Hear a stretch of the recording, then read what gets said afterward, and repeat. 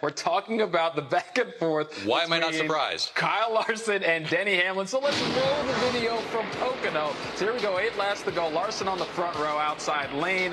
On the restart, Denny, as you see, goes down low and just runs him up the track. He says he didn't make contact. Whether you believe there was contact or not, Larson makes contact with the wall, and then he makes contact with the 11 to let him know he was not happy with what happened. He makes that contact under caution.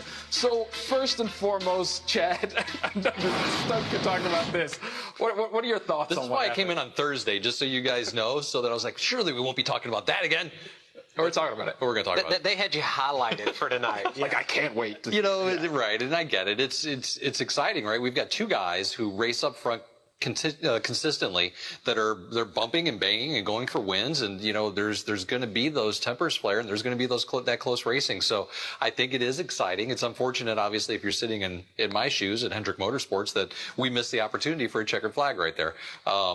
But I don't think that's the last time you're going to see this scenario play out this year.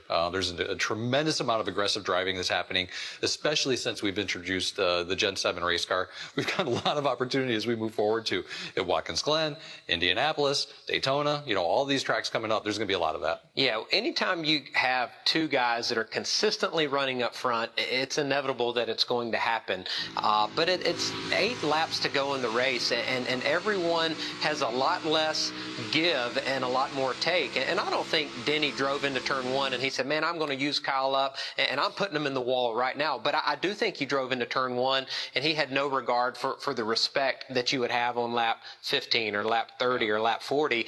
It's take. And these cars are so equal. Anyone in the top 5 or 6, if they would have had clean air and advantage, that they probably would have won the race. So the race was going to be won off turn 1 on that first lap. And he just took a lot of it. But usually what goes around does come around, and so I'm sure he'll be thinking about that when he and Larson are racing next to each other down the road. I think the interesting thing, and we heard from them both after the race, is that they're friends off the track. So how does this play out going forward when he's your friend? But like you guys talk about, they're going to be racing side by side a lot going forward, Chad. Yeah, friendship gets strong when it comes to trophies, right? Yeah. People are going to do what they need to do to try to get trophies.